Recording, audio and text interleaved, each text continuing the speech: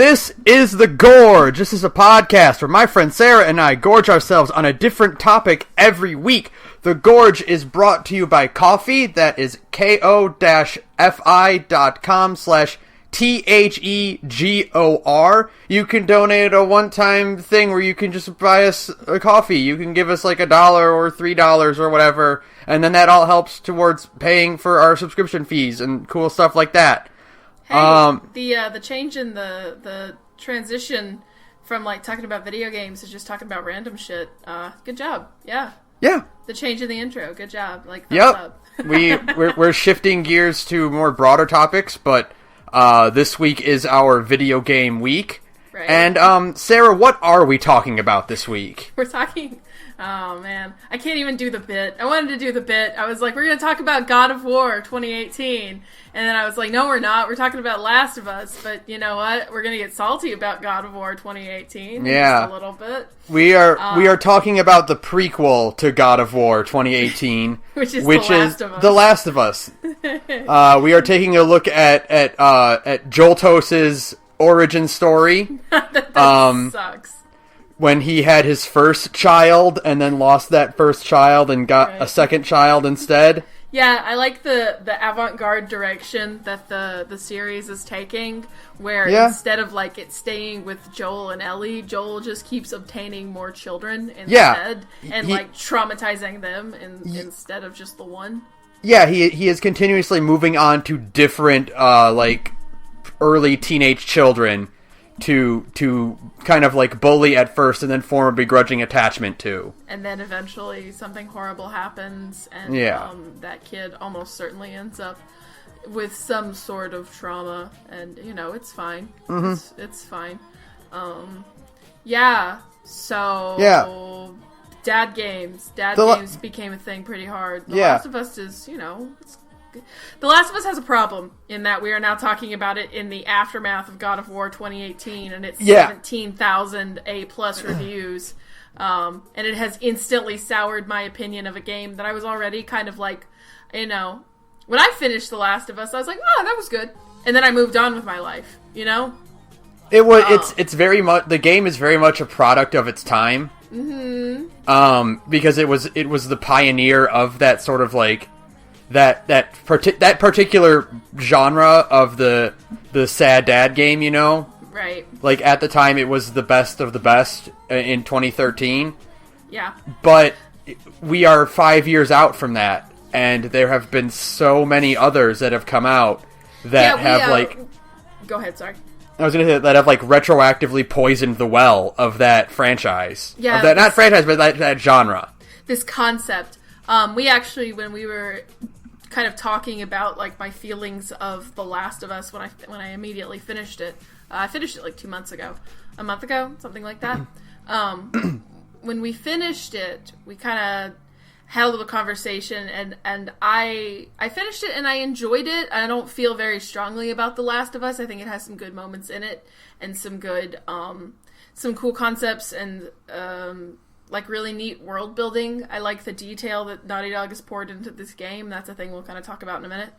But when I was done with it, I was like, oh, that was pretty good. But the overwhelming horribleness of this world kind of like turned me off from it. And we were talking about it, and we realized, oh, this game in the first season of Game of Thrones. There's a lot of G's being thrown around, so wanted to say, like, Game of Thrones, God of War, Gears of War. Fuck. The first season of Game of Thrones aired like a month after? Like the first episode of Game of Thrones aired like a month after The Last of Us came out, or maybe I feel like it was even like a week. I don't know. I should have written it down, but it was a very close period of time. And that's not to say that they couldn't have influenced each other because both were being independently developed at the same time. But that's kind of where like media was going at that point in time. This idea of very dark, realistic, and that's in finger quotes. Yeah. Settings. Very like pessimistic overall settings cynical, and stuff. Like a cynical take on human nature kind of thing. And so both things kind of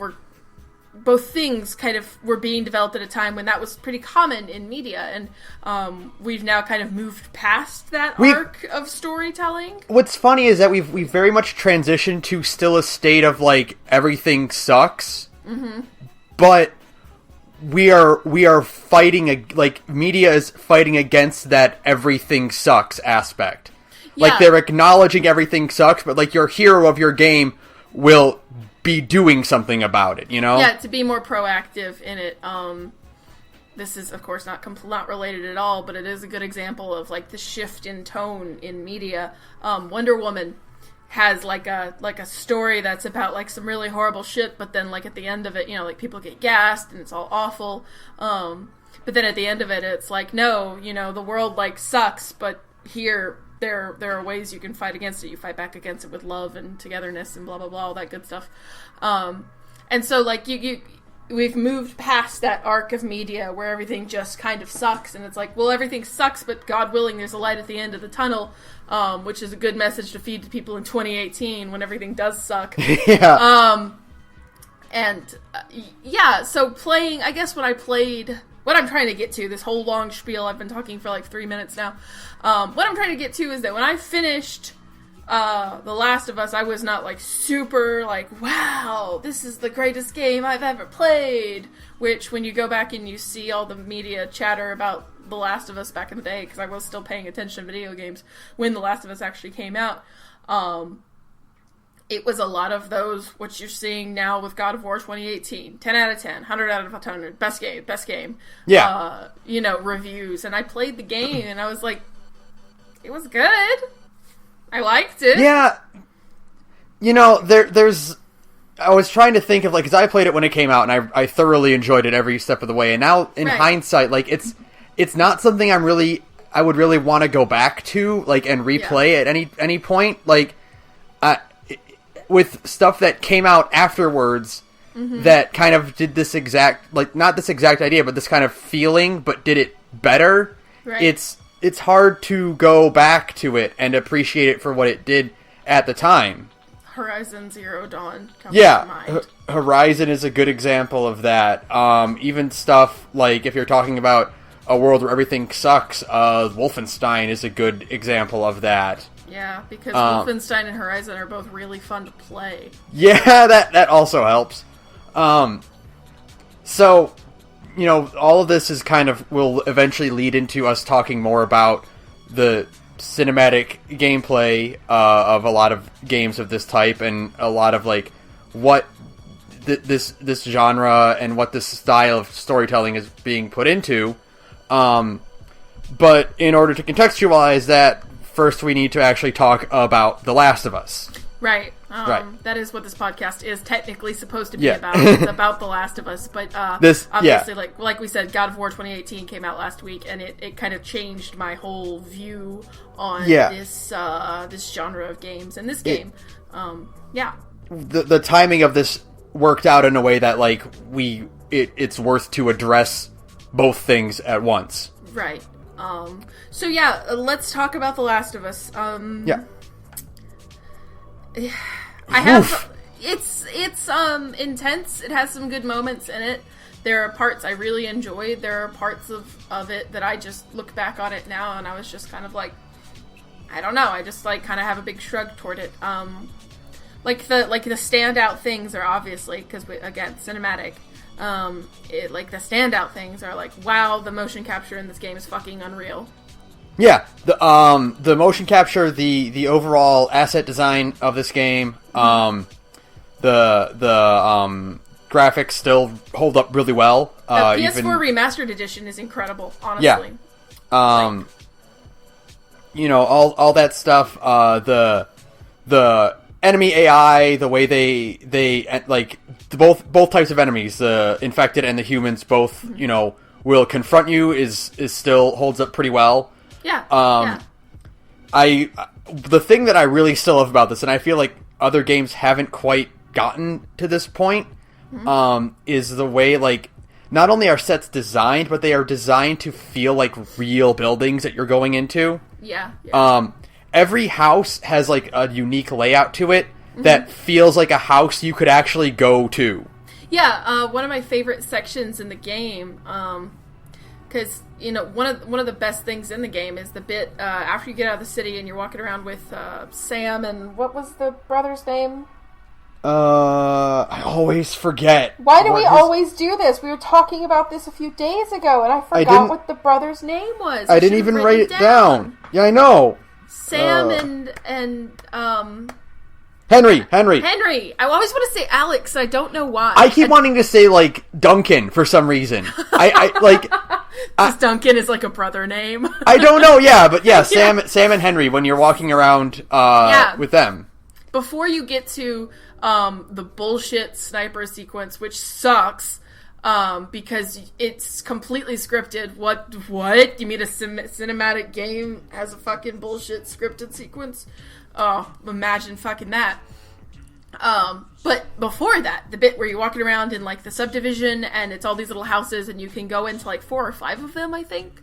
I love that sequence because man, I have some complaints, but Naughty Dog's got like a spot on world design. You know what I mean? Like they've progressed this from, they started it with like Jak and Daxter, where they were like, we are going to really like design the shit out of this world, and it's going to have its own unique feel, because that's what, I mean, Jak and Daxter has a very just feels like a place, like a real place, even with like PS2 technology behind it. You know what I mean? Jak and Daxter, and then subsequently Jak 2 and Jak 3 are, but especially Jak and Daxter, like, everyone was ripping off that exact aesthetic and design for their platforming for years. That, like, off-center, like, imbalanced, like, wooden structures that are all elevated in, like, treetops, that kind of vaguely tropical, but, like, not quite, like, jungle. Yeah. But, like, very much like tropical tree houses and, like, open air, like, huts and stuff.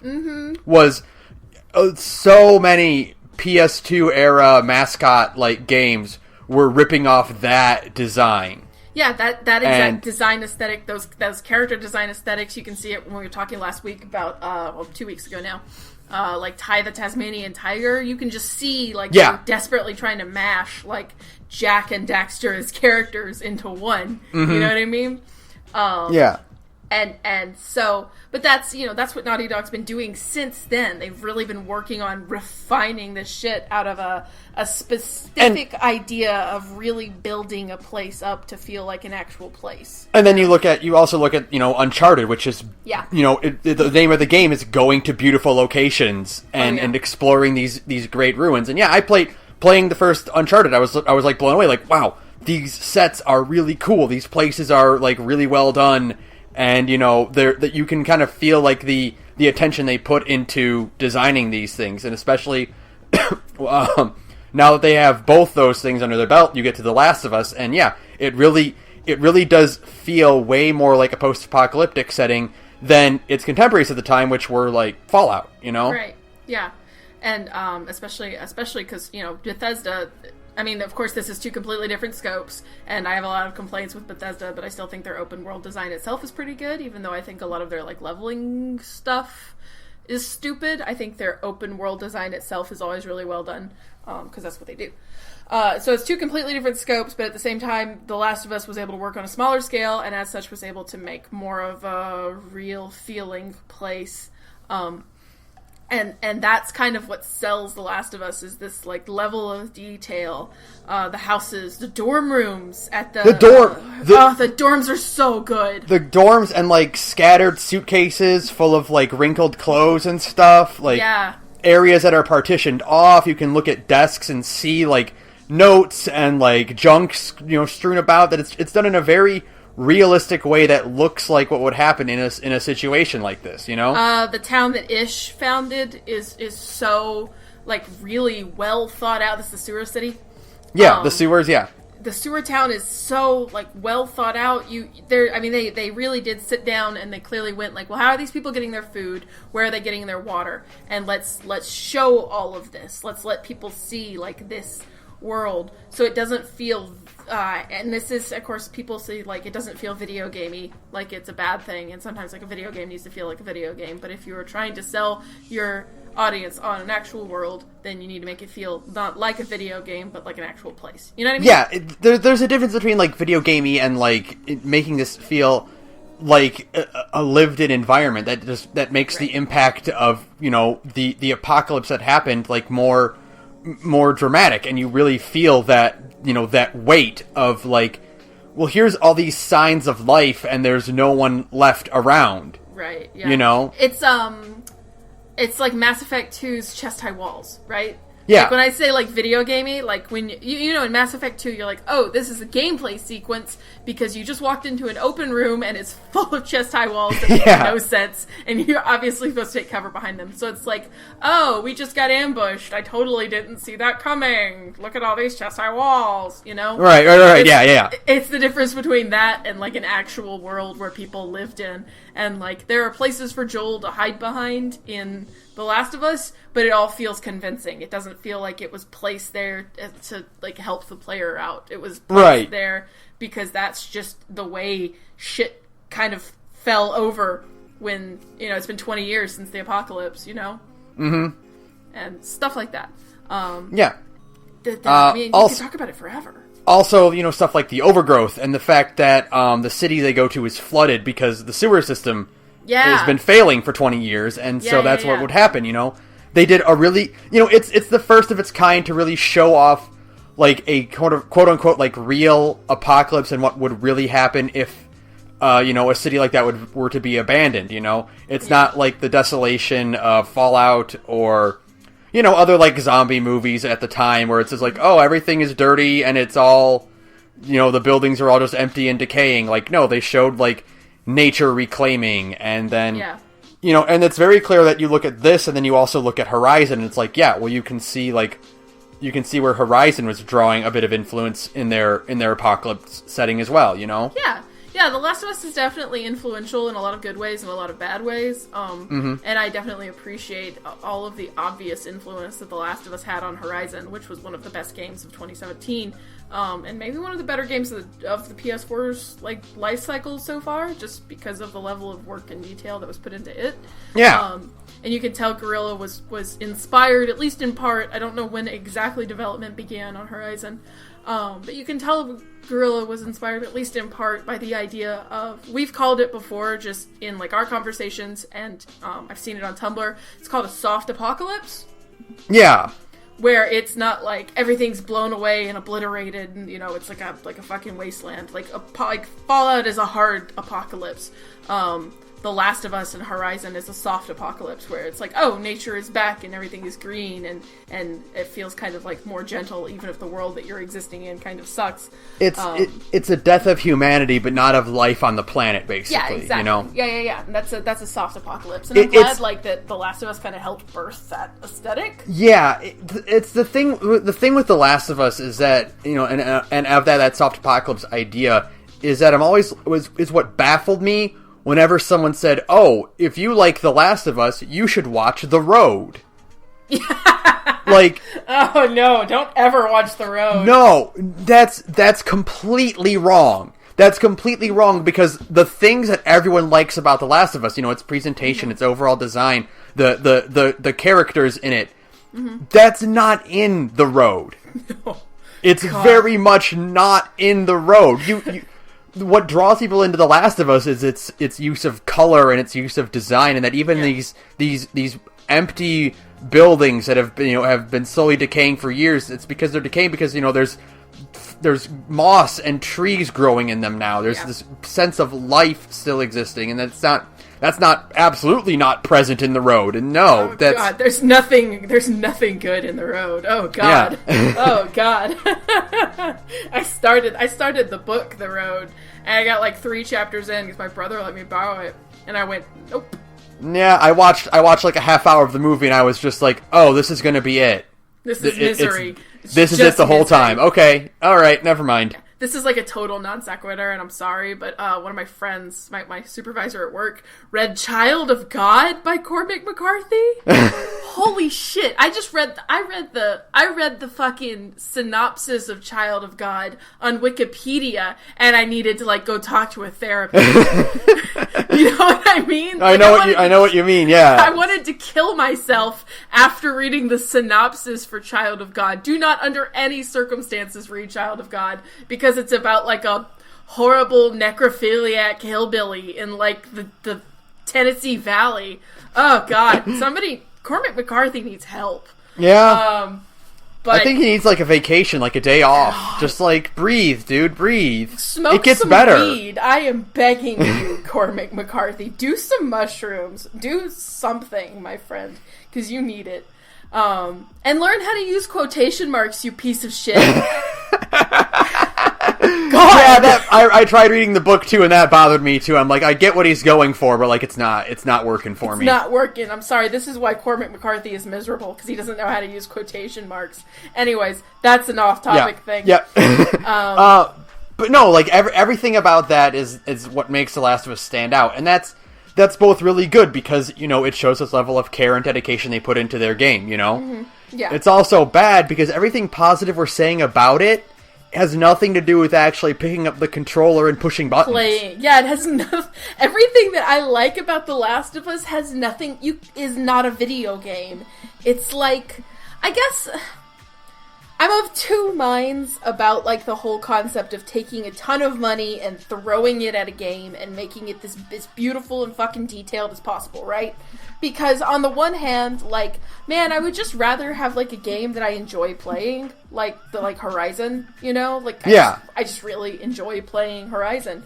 But like the other thing is that like the promise of video games back in the 80s was that eventually you'd be able to kind of pick up a controller and go visit another place. And so games like Uncharted and The Last of Us are games that really let you do that. They let you kind of...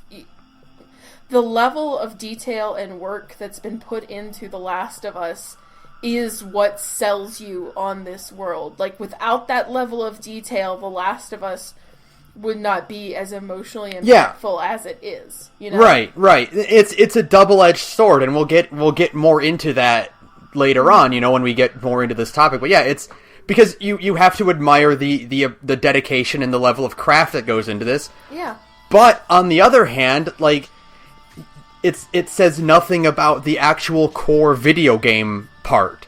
And the core video game part of The Last of Us is just kind of like, okay. It does the job.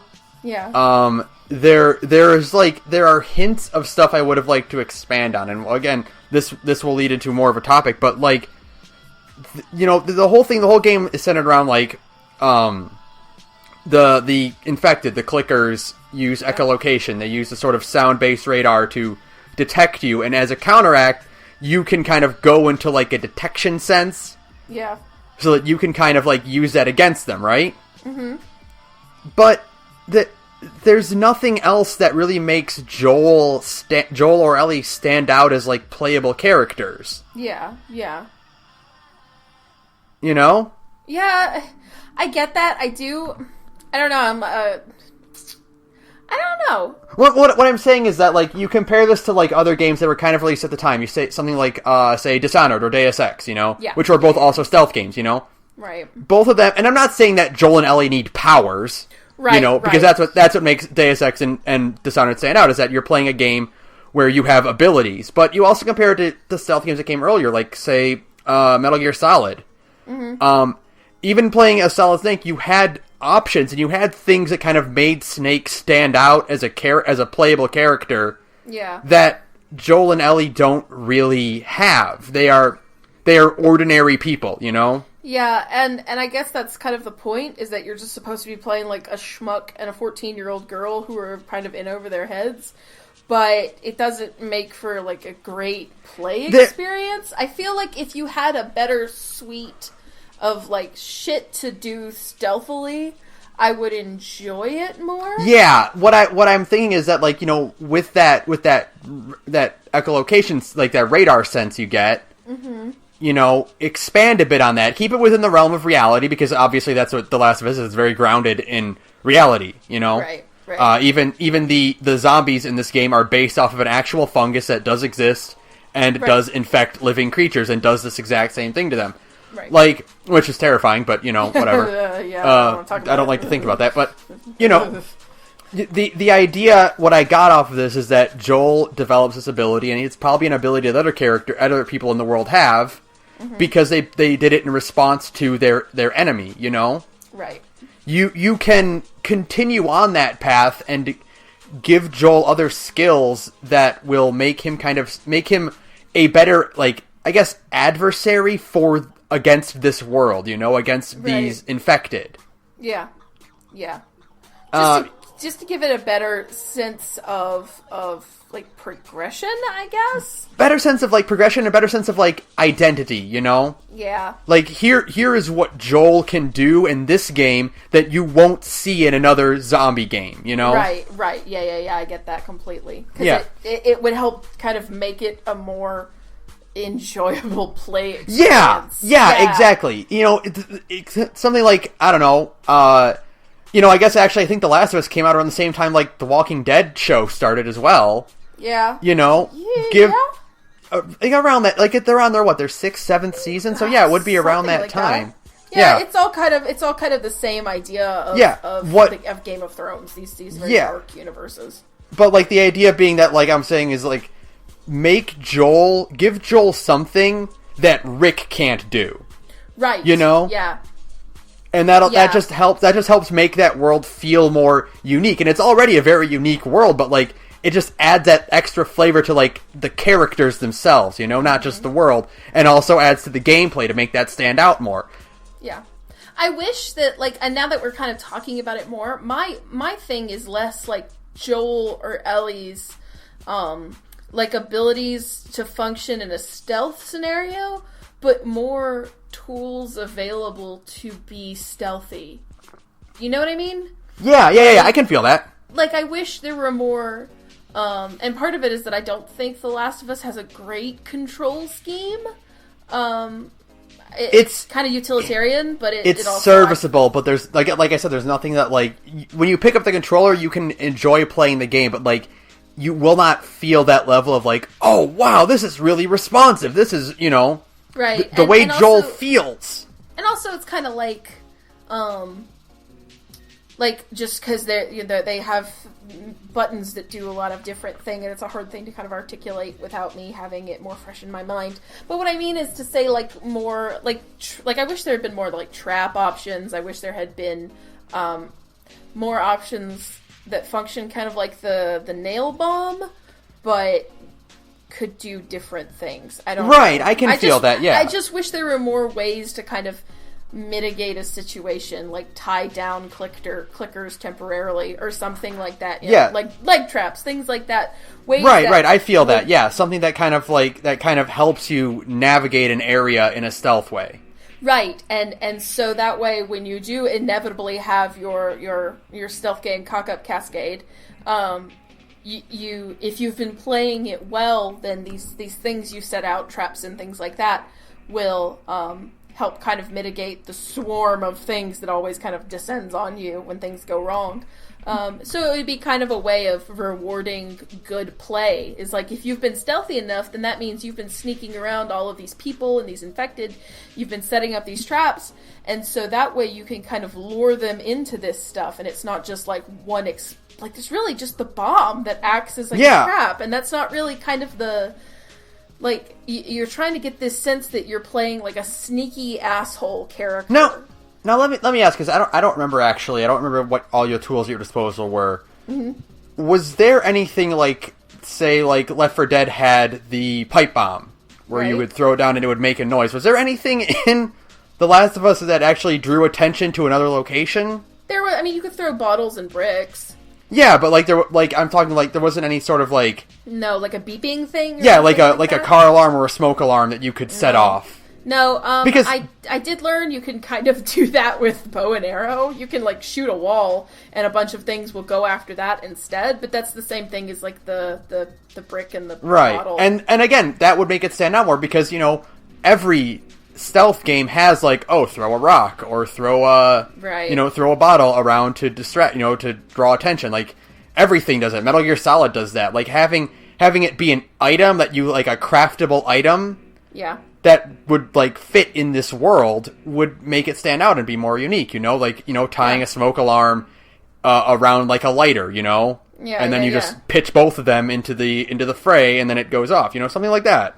Yeah, and that because, like, if you can, like, the idea clickers navigate and find you via sound, right? Like, if you make noise, they're going to find you. So why don't I have some kind of tool that makes a lot of sound, and that way it, like, overloads their senses, and you can use that to maybe gain an advantage, but, make it disorients them or whatever. Maybe they aren't drawn to it, but, like, you can throw it down and it'll draw a lot of attention, but they won't be able to pinpoint your location, something like that. And it gives you a half second more to shiv them or get past them or something. Yeah, something like that. Like, there are little things like that would have made it feel more unique, because as it is, like, the general suite of tools you have at your disposal are super rudimentary. There's nothing that's, like, really, really stand out, except... nothing. Yeah, not really. I was trying to think of like one thing. You get the flamethrower that you put together. That's kind of neat. But that's about it. It's not. It's not. There's nothing like that. Like really stands out. There's nothing like you can look at like say Horizon and be like, oh, that weapon was really cool, and I had it was one of the things about Horizon that I enjoyed is that you can. I was more compelled to switch up my inventory and find out different gadgets and stuff to use, traps and whatnot. And then The Last of Us just doesn't have that variety. And again, they are going for a more like realistic, grounded setting, but you can still explore options within that. Yeah, because if you don't, you have this bad situation where you've made a $60 game that people don't want to go back and replay. I have no interest in going back and replaying The Last of Us anytime soon. I should have before we did this talk. I should have played the DLC. I just didn't have the time. I didn't really just get around, and I just didn't really have the motivation. I was just thinking, like, I really, as much as I like Ellie as a character, I really just did not have the motivation to go back and play more of The Last of Us after having played games of a similar cut that I just enjoyed more, Right, yeah. It just didn't appeal to me. It was more cinematic stuff, and I'm just like, I can watch those cutscenes on YouTube if I felt compelled, and I ended up not doing it, which is a shame, but at the same time, it's just kind of that's kind of how Naughty Dog makes games now, and I don't know, it's kind of a shame. They've really gotten away from the mascot platformer, and they've delved way more into these cinematic approaches for their games. And please make a Jak 4 that doesn't suck. Yeah, make like a real Jak. Like, oh god, did you see the Jak concept art for the reboot? No. Oh, I need to show you that. Like, it's these, like, much more realistic designs that Naughty Dog was pitching around. Are they good or are they bad? They're bad. Oh, no! I mean, imagine if Daxter looked like a real otter. Oh, no. Yeah. No, Naughty Dog, no, anything but that. My God. Because, like we said in the mascot episode, the charm of Jak and Daxter is that they have these really great, dynamic, cartoony designs. Yeah, they have. I mean, the designs in that game are so solid to this day. Yeah. Oh my God. And so, yeah, like a reboot that makes them more realistic looking would be awful. Awful. Oh, I didn't know you meant like that kind of realism. I thought meant like no. I don't want. No, I'm not talking like realistic fur texture like Ratchet has now, or like you see on like like Mario's like weird realistic mustache now. No, I'm talking like. We have redesigned their proportions to look like real animals. Nope, I don't like it. Nope. Oh, it's real bad. That's real bad. So yeah, thank God they didn't do that. Thank God, but I mean, still, I really desperately we can't do this. Otherwise, I'll be talking about Jak and Daxter when I should be talking about The Last of Us because I love those fucking games. We need to do an episode on that ASAP. We do. But yeah. So that's just like their thing, and like again, like there is a lot of good bits in The Last of Us. characters like Ish, the set design, the fun interactions between these characters. Like, Bill is a great character. The acting is, like, top notch. Oh, it's really good, and I think a lot of that is part of because they mocapped themselves, like, in a set, you know? Yeah, they mocapped themselves, and they did the lines during mocap. It wasn't like they recorded in a sound booth, and then they did the mocap. They recorded both at the same time. And that really, really helps. You get a lot of really great line readings. There's a lot of great direction in here. Mm-hmm. There's a lot of like fun stuff happening in the background. The crux of the game is Joel and Ellie, and that's the selling point, is that you get to know these two characters. And for all of my complaints about The Last of Us, they really do sell you on these two characters just beautifully. Yeah. You know? That's just, all of it is just so well done. It's what's really nice about the direction of these cutscenes, and why, like, you know, not just cutscenes, but also in the gameplay, you know, the fact that Joel and Ellie have tons of conversations in the middle of, like, while you're exploring something. Mm-hmm. You know, there's recurring conversations they go back to, like Ellie reading from the joke book, or asking questions about, like, all these different, like, old world things that she runs into. Right. You know, and then you also get really good cutscene design where it's, you know, because it's not like shot A, shot B, mm-hmm. And it's usually there's more than two characters. Yeah. So you have you can have multiple conversations happening at the same time between like three characters. Right. And it's just very effective that way. Yeah, it just feels feels very like smooth and natural, you know? Yeah, they do a good job of you know, selling their relationship throughout the year that they're together, and why Joel would be attached to her. Yeah, and just they make you really feel for these characters, and I mean, like, the writing itself is pretty dang good for a video game. It's sharp and witty, and, like, you know, it's all even the in-game, like, even in the in-game, like, banter between the two of them is just like, mm-hmm. The fact that it's all like context sensitive, and like it's just these fun little conversations between the two of them. It's great, and the fact that a lot of it does take place during gameplay is helpful, because it creates, you know, this kind of like wandering conversation between the two of them. Like, they're not stopping to talk and then back to silent gameplay. Right. It helps fill the space, and is what makes it feel kind of like you're really on like an adventure with this other person, and it just gives this good sense of like progression, I guess, between people. Yeah, I mean, and stuff like, there's like a few times where like you're wandering to advance in this area, you know, you're moving stuff around. You'll turn around, Ellie isn't there. Ellie's in a different room looking at something. Yeah, and then you kind of have like that really organic feeling of like, you know, like, oh god, where's the kid? Go find the kid. She's not like doing something. You know, she's not like glued to you like a companion in, say, like Fallout or like Mass Effect or Dragon Age or something like that, where, like, you know, they have like a radius where they don't get too far from you. Right, and Ken Levine desperately tried to copy that concept and failed miserably. Yeah. I'll never miss an opportunity to talk shit about BioShock Infinite. Right. You know this. Yep. Sad dad games. Every time. If somebody's going to talk about a sad dad game, I'm like, ooh, let's talk shit about BioShock Infinite for a half second. But yeah, you know, Ellie, I mean, like, that is, like, the major selling point of The Last of Us. Pretty much everybody acknowledges this now, like, years out, that, like, the big point is the world design, the characters themselves, the story, which is really good. I mean, it's nothing like brand new, but again, because there is, you know, some influence from the road and stuff like that. But it tells its story well, and it tells its story in kind of a way that video games at the time hadn't really done before. And so it all kind of meshed, and you know, these days, 5 years out, it still feels kind of dated, but there are parts of it that really sing. And I mean, like there's a handful of sequences that I did like genuinely love. Like the winter sequence, When, like, Ellie's... The whole thing with David and everything. Yes, the winter chapter was really good. Winter is really, really good.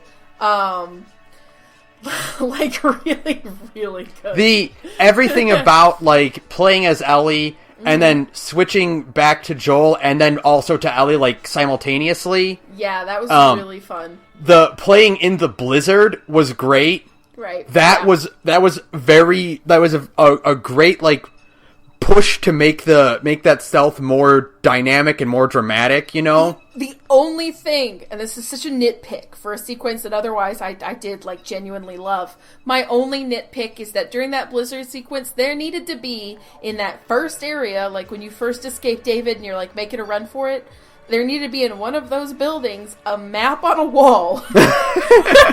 Not like a map you can carry with you, because that's too hand-holdy, and I get it. It's supposed to be, like, panicked, right? You're supposed to, like, not know where you're going.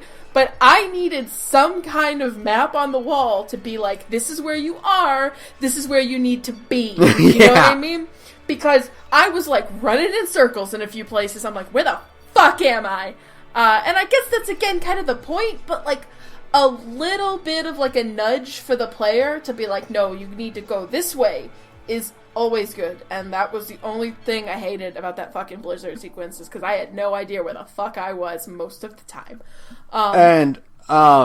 Also, I want to draw attention real quick just to that cutscene, because it's very notable. The cutscene where Joel is torturing those two guys... Man! That was good. Shit's brutal. Oh! Like, that acting is so... you keep going back to it. Like, a lot of things about The Last of Us didn't wow me, but boy, Troy Baker is really good at what he does. Yeah. But, like, that, you know, just, again, like, the line reading where, like, you know, he kills the one guy, and the other guy's like, no, that's it. And he's like, and Joel's like, I believe him. Yeah, That's don't okay. worry, I believe it. And then he just... Oh, shit! Yeah. Oh, man. That part was so brutal, and I kind of loved it. Yeah. Mm-hmm. Yeah, it was pretty great. And just, like, all those little moments. I mean, there's so many great, like, moments like that I wish I enjoyed playing The Last of Us more. Yeah, it's kind of the thing where, like, you know, and again, like, it's a double-edged sword again, because, you know, we're gonna get salty about this much later, but, like, these are cool moments, and they're undoubtedly really cool things, and they're notable things, but the fact that they work out of context in general doesn't help The Last of Us as a whole product, you know? Right, because it's ultimately still a video game, and the problem is if you could, like, take most of The Last of Us and turn it into a YouTube movie, and you wouldn't really, like, miss out on anything, it kind of sucks. So, like... That all said, there is something I've been waiting like 5 years to talk about, because this is specifically with me. Specifically with you, yeah, and like this has been like on my fucking mind for 5 years, and this is a game that I played when it came out, and I thoroughly enjoyed it at the time, and I've just been fucking sitting on this and waiting for my fucking chance to talk about it. And you had to wait till it went on fucking PSN sale. Yep. And then, not even that, just to draw this out even more, not only that, it went on PSN sale, I bought it for like $5, and then I didn't play it for like a year and a half. And I think I was like, I had to wait until like, you weren't around, none of my friends were available on a weekend, you were on vacation, and, like, none of my other friends were available that weekend, and, like, my family was all busy, and, like, the weather sucked shit, so, like, everything coalesced to where, and I had nothing new to play, so I'm, like, laying around in my house, and I'm, like fucking around on my PS4, and I'm like, I should buy a new game, and then I literally went, wait a second, I have The Last of Us, and then I finally played the fucking Last of Us. It took 5 years and one really bored-ass weekend, but I did it, and now we can finally talk about the ending. Yeah.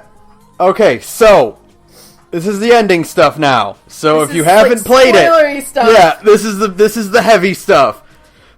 Like... And here's the thing. The game is cheap. You can get it on PSN these days for like $15, even like not on sale, and it's short. So like...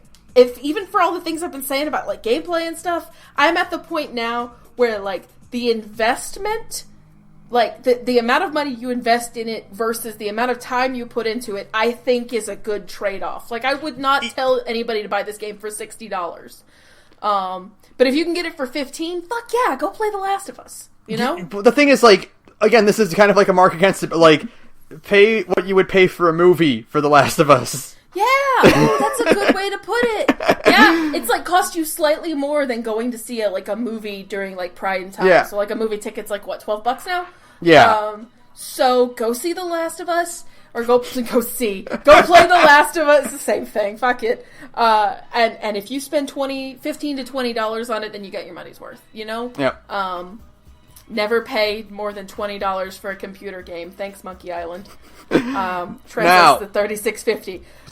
Anyways. Now, all that to be said, why are you booing him? He's right. You've waited so long for this. Joel was right. Is the title card going to be Joel's head on Hannibal Buress? Yes, the title card says it all. Why are you booing him? He's right. He was right. Fucking right. Joel was right. Technically right. Joel was a huge asshole about it and shouldn't have left Ellie at the end. But Joel was right. Joel is a garbage man. Don't get me wrong. He is a garbage boy stink man. He's a terrible, terrible person. The whole game is about how humans suck shit. Okay? The whole game is that humans are bad. Yeah. Alright? And so, when the Fireflies kidnap Ellie and they're like, we're gonna scoop out Ellie's brain, Joel was right to murder them all. Joel, because here's the thing, okay? Like, fucking, and I keep referencing this dude, and I'm sorry, but Joel, fuck, the other one, Joe Anderson. His like 4-hour long video on The Last of Us, Jesus Christ, or on like Naughty Dog games in general, like, he says it perfectly. Like, the Fireflies are clowns, man. Like, the Fireflies have no resources, they have no personnel, they only have one fucking specimen of a person who's immune to the fucking cordyceps disease, right?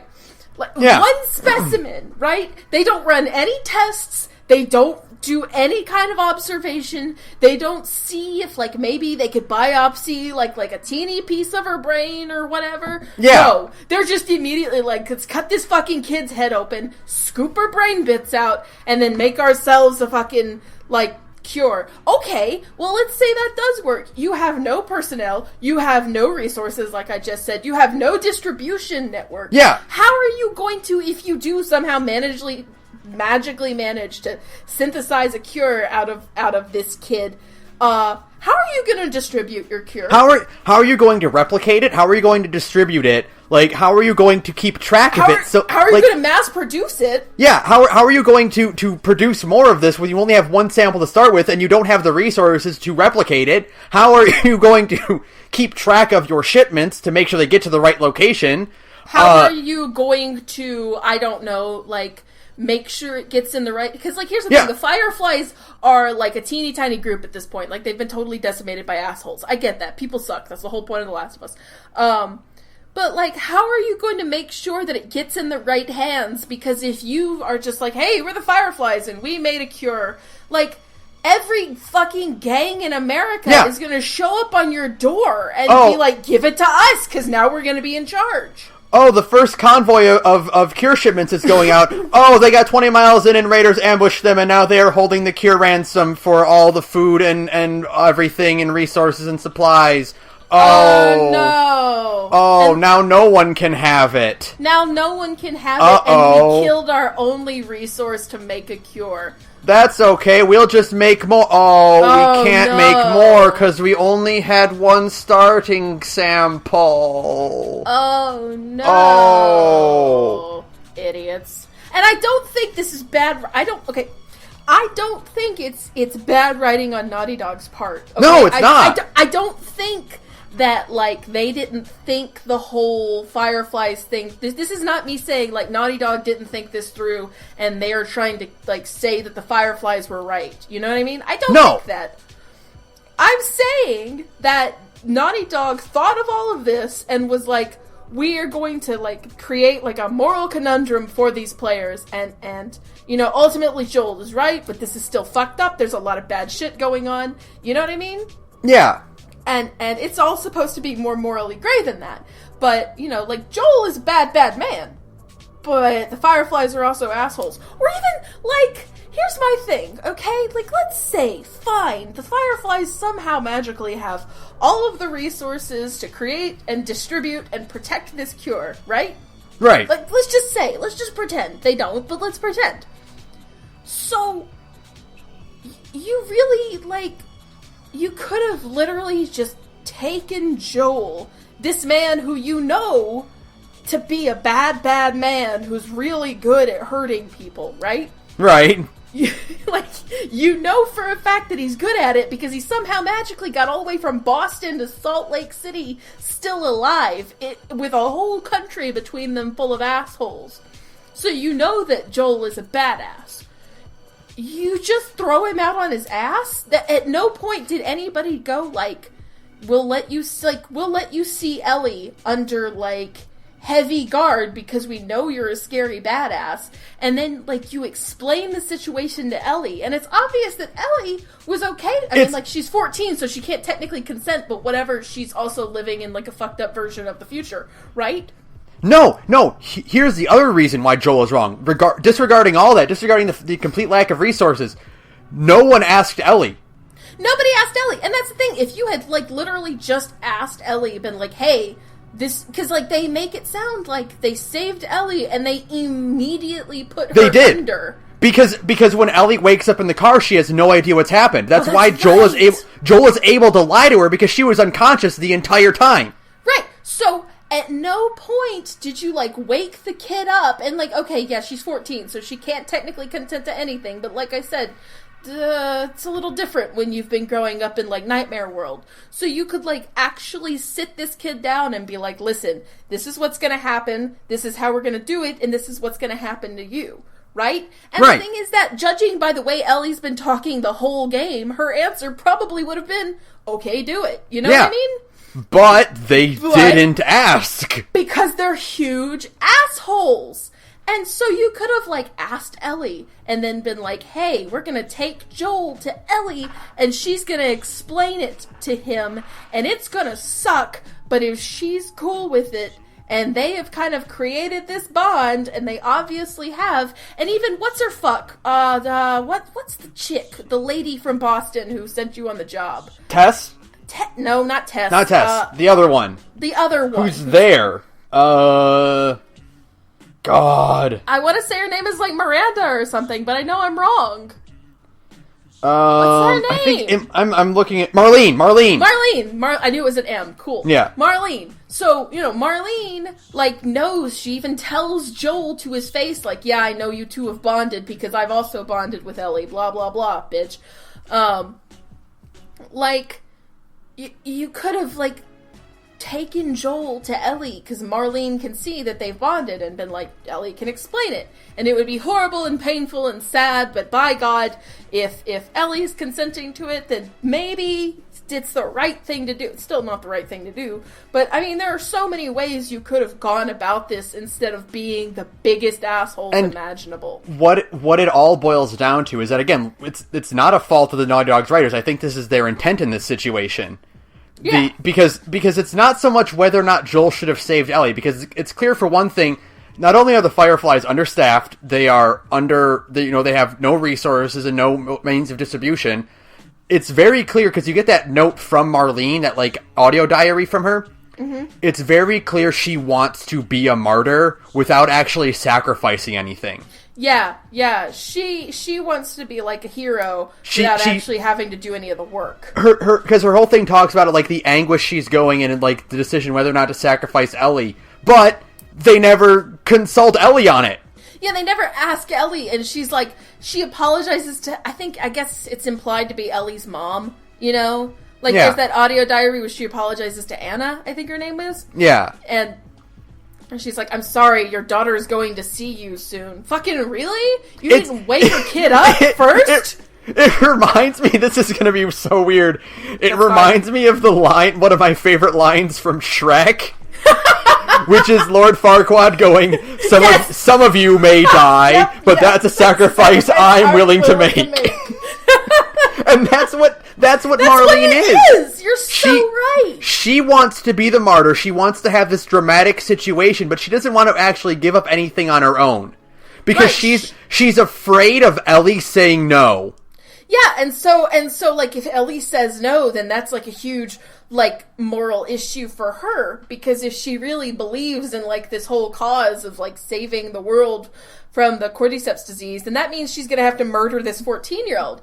And like she's not willing to make that choice, you know? But Joel fucking is. Joel's willing to make that evil ass choice because, you know, it's not fucking right, but neither are... I mean, everybody in this situation is an asshole. Yeah. So, you know, fuck it. I'm siding with the guy who at least is, like, more in it for himself than these people who have, like, this fucking martyr complex who think they're gonna save the world and probably make it fucking worse. And, it all boils down to the simple fact that from the get-go, from the very beginning of the game, it shows you that the issue with this situation is not the monsters, it's with the people.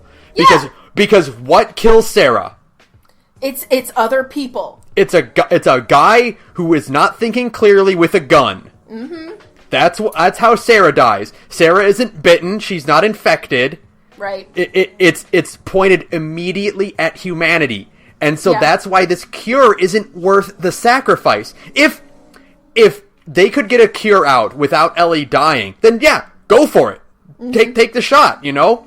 Yeah. But it's not worth killing someone over.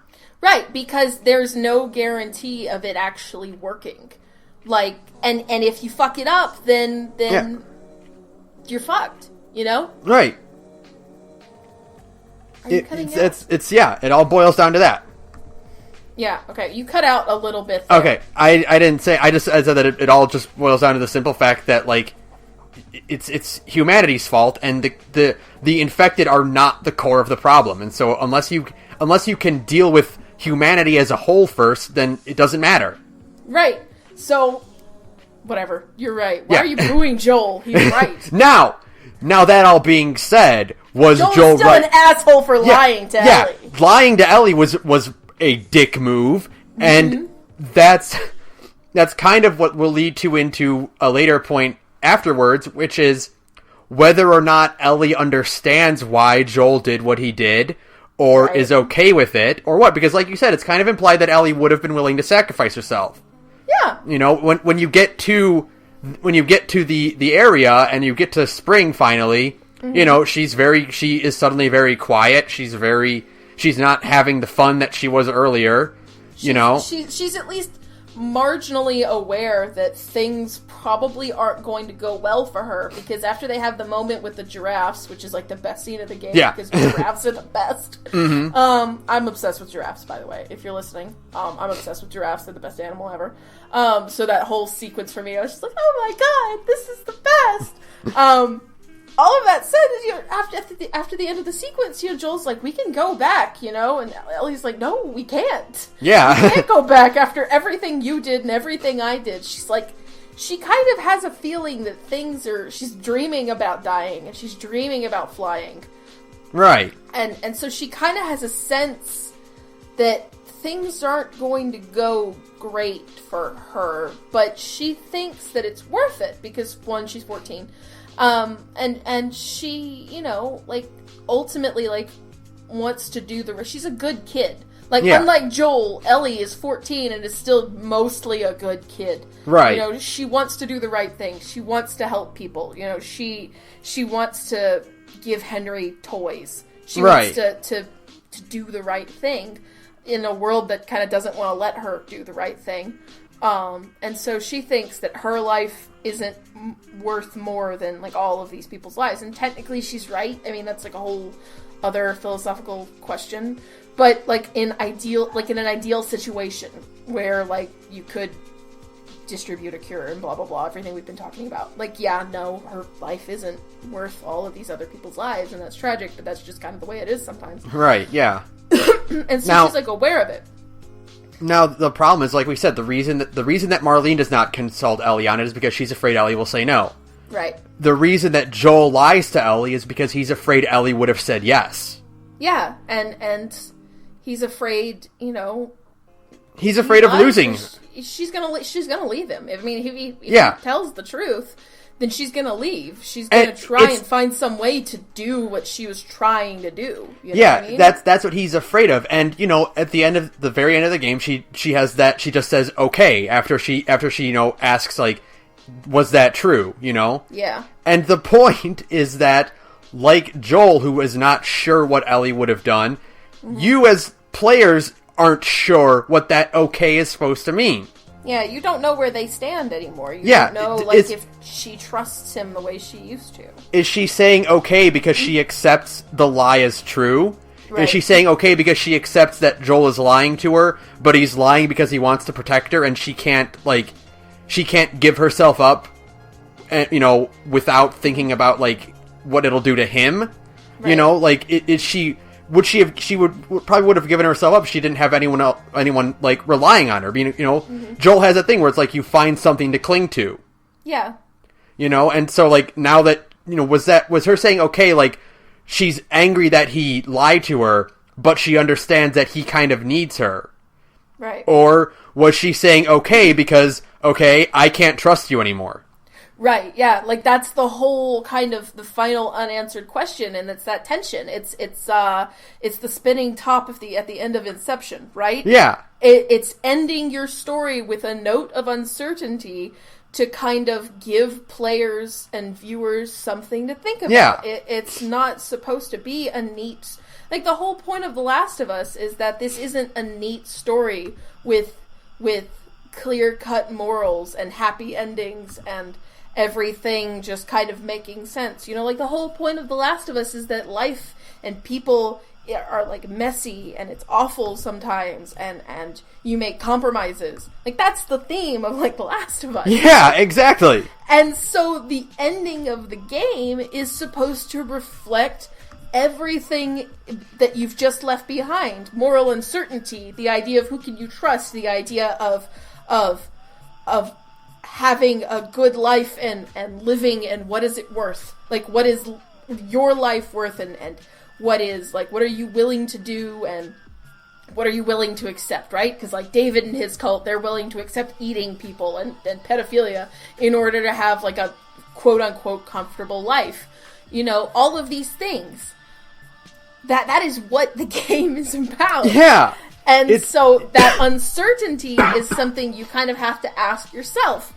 Which leads into The Last of Us doesn't need a sequel. Yeah, The Last of Us does not need a sequel because that's what the sequel ruins that by showing that Ellie and Joel are still hanging out. And, like, maybe they'll have that confrontation, they'll have that talk, like, near the end of the game when they're, like, surrounded by clickers and they're mad at each other, and Ellie will start yelling at him about lying to her.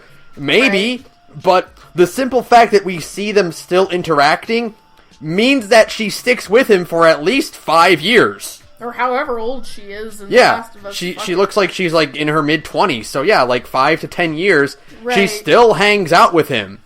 So, at the very least, that means that they are still... She cares about him enough to stick with him.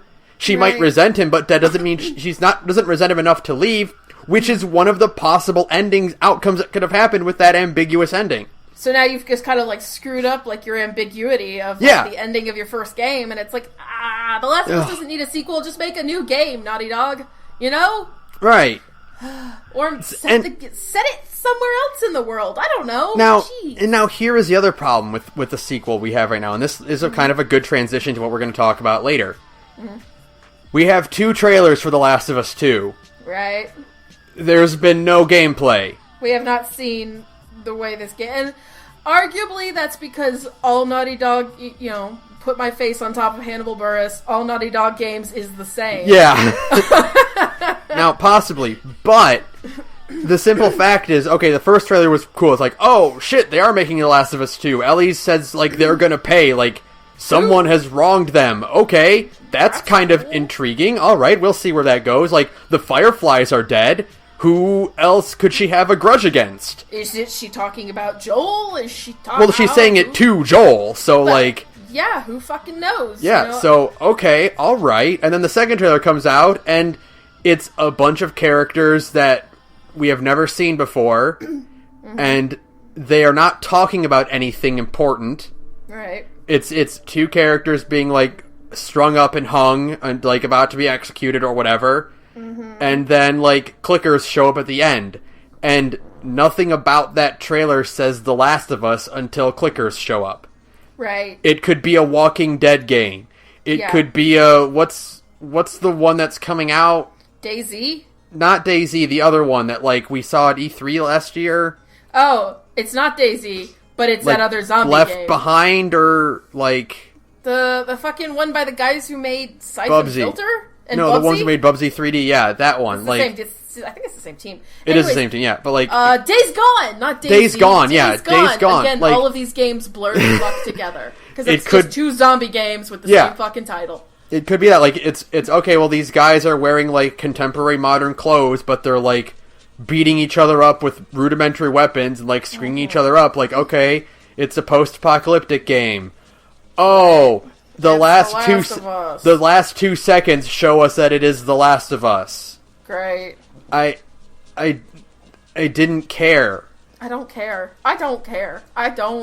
It'll be another 5 years before we talk about the fucking Last of Us 2, because I'm gonna wait for it to be $5 on the PlayStation Network as well. You know what I mean? And this is what ties into the other side of the topic we wanted to talk about, and why, even though we've done a lot of praising for The Last of Us and its use of, like, you know, cinematics and its use of set location and all that. I'm so fucking tired of cinematic games. I am so tired of games trying to be movies. And I've said this before. I've said this, like, several times in the podcast, and it's a philosophy I stick with too.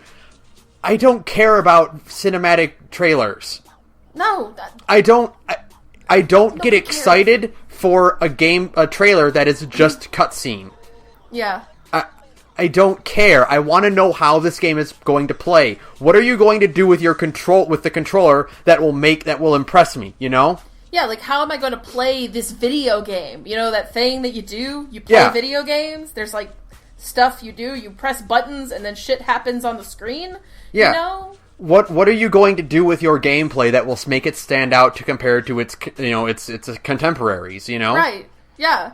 Like, I don't care about fucking movies. I mean, like, I like movies, but, like, I don't watch movies nearly as much as I play video games, because I like the act of playing things more than I like the act of watching things, you know? Like, ever since I think we started Indie Week, and maybe even way before that, but, like, you and I have hammered this point over and over, like, every time it stands out, which is doing things that you can do with video games that you can't do with other forms of media. Yeah, this past year especially, 2017 was great for it. And again, I finally played Undertale. I played Nier Automata, which are, like, the two biggest, like, this is what video games are made for kind of games. You know, I've been playing, all kinds of things that let you realize, like, oh shit, right, like, this is what video games are for. They're not here to tell contemporary stories. That's not their purpose. That's not, if you tell me a story that's just like a standard movie story, like The Last of Us, in the form of a video game, like, yeah, if it's well told, cool, but I don't care. Like, it doesn't stick with me in the same way. I appreciate it as a story, but I don't appreciate it as a game, which means that your game failed. Yeah. To be a game. Like, it's this overall thing where it's like, you know, it's this self, like, you're hurting yourself, because you see this push all the time with game journalism and with interviews with, like, game developers and stuff, where it's like, you had that one fucking quote from the new voice actor for Kratos, speaking of God of War. This is going to be a target for that, where he's like, I looked at the script for God of War, and it's like, oh, this isn't a game script, this is a real script. Fuck you. Fuck you. Fuck you. We're here to play video games. We're not here to watch a fucking movie or hear you, like... What does real script mean? What does that mean? Like... They mean movie script. Yeah. Everybody desperately wants to make movies. The problem is game journalists and, like, game reviewers are desperate to have games be treated as a legitimate source of storytelling. Right. Which they are, but the problem is that they conflate it with cinematic. Movies. The problem is their push for it is to treat games more like movies. They want to be movies, and that's sabotage. Because it's not the whole point. Yeah, the point is games like Nier and Undertale and like Night in the Woods and Her Story. These games that exist as games because that's the best way to explain this story to an audience, to have them feel that kind of thing. Her Story, like, I think Her Story especially is one of the best examples of this can only work as a game. It can't work as a book, it can't work as a movie, it can't work as a play, you know? Right. It only works when you are the one exploring these snippets of story and pasting them together. Yeah. You know? Because it can't be told any other way. And part of the experience of the story is the interaction with the interface, right? Part of what makes, like, what gives Her Story kind of its charm, even though, like, it isn't, like, the greatest game ever made, is, like, what makes it kind of stick out and feel memorable is that you're interacting with, like, an old piece of technology. And so, like I said, when we were talking about exploring houses in The Last of Us, these good video games take you and they put you somewhere else and they make you feel like you are in another place and you could only be experiencing this thing through the medium of video games, right? Right. Yeah. And so, like, cinema is something completely different. You're not there to experience a place, you're there to experience, like, a story. And the storytelling mechanics, the ideas in movies and video games are completely different. And so if you try to make your video game more like a movie, then it's not a video game. Yeah, you're hurting the video game side of your fucking video game. Yeah, you are hurting your argument at legitimizing video games, you know? Right. If you're so desperate to, like, review video games and make review movies and make movies, then go fucking make movies. Don't waste our time with making video games that are like movies, you know? And this is also the push that you see all the time, which is like, oh god, I can't wait until they make a Last of Us movie, or I can't wait until they make a Metroid movie or a Zelda movie. Like, why do you want that? What will be done in the movie that can't be done in the game? Because it's just telling the same story. I mean, like, if they don't tell the exact same story, then the movie as an adaptation has, like, kind of failed. I mean, yeah, you can adapt it in a way that makes it work. But, like, for one, if you want a Last of Us movie, just go watch fucking Logan. Yeah, basically. It's the same fucking movie. And it's like, if you want this story in the form of a movie, then maybe video games aren't for you. Right. Looking at you, David Cage. And all of these people given... I mean, I don't care how good God of War is. I mean, it could be great. I mean, you could press those fucking buttons and everything just works. You know what I mean? It just works. But, like, I don't care. Now, it's not the point. Here's the problem. This is actually a really great example. There's, like, 4, like, big, like, cinematic games that we can kind of talk about. There's a perfect example of this. There's The Last of Us. There's Uncharted, there's Tomb Raider, and there's God of War. Right? So, especially what I want to look at is, like, Tomb Raider and God of War, because, like I said earlier, like one of the problems with cinematic gameplay is that you develop these protagonists that have no defining features anymore, like, defining abilities, you know? Yeah. Well, you look at Lara and Kratos in their previous games. Right. You know, Lara was obviously still a normal human, you know, she was very athletic and stuff, but you know what? She was filthy rich, and she had all this crazy access to technology and all that, and she had her she was fucking doing backflips with dual pistols out, and like shooting up enemies, you know, in you know, doing these side flips and all this crazy acrobatic shit. Mm-hmm. And then you look at Kratos, who, what the fuck couldn't Kratos do, you know? Yeah, like, man, like, the first I have only played like one Tomb Raider game. That being said, I played the shit out of God of War when it first came out, and like, no, God of War is not fucking art. But you know what God of War is? It's fun. Yeah. It's fun. It's different. It was an American take on Japanese character action games, and for all of its flaws, like its over-reliance on like manly titties and action, you know what I mean? Right. Like, it's still pretty fucking fun to play, even after like, 10, 12, however many years it's been. It felt unique, it was loud and bombastic, and it had, like its biggest like draw were these huge boss fights, you know? And you were doing crazy moves, and you had cool attacks, and it just all kind of, it worked, you know? Everything clicked into place, and you were playing it, and you were having fun, and you were seeing, like, really cool, unique things, and the design aesthetic of the first 3 games is actually pretty solid, even with its over-reliance on, like, tits and manly man bullshit. But it felt fun, and it felt unique, and it wasn't art.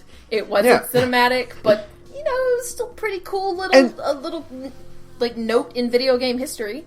That was its signature. That was what defined it. That's what made it stand out, compared to other action games. And it's the same thing where, like, the old Lara Croft she was witty, and she was shouting one-liners, and she was being snarky and British and posh. Mm-hmm. And Kratos was angry and angry and angry. And an asshole. Yeah, and he was a fucking monster. Yeah. And then you look at the new Tomb Raider, and you look at the new God of War, and all that has been stripped away. All that has been pulled away from them, and you're left with Survival Man and Survival Girl. Yeah, and it's like every defining feature of the franchise is stripped away in order to make it fill some sort of corporate niche, to kind of, it's the same idea as Cliffy B is making a fucking Battle Royale game because PUBG and Fortnite did it. It's the same fucking idea. The thing is that, like, okay, let me just, like, looking at Tomb Raider, for instance, like, the idea is that, okay, we're doing a kind of, like, prequel Tomb Raider, like a soft reboot of Tomb Raider to, like, show her younger and, like, her first, like, real dangerous adventure. Right. Like, the way these are going, this Lara will not turn into the posh one-liner, like, backflipping Lara.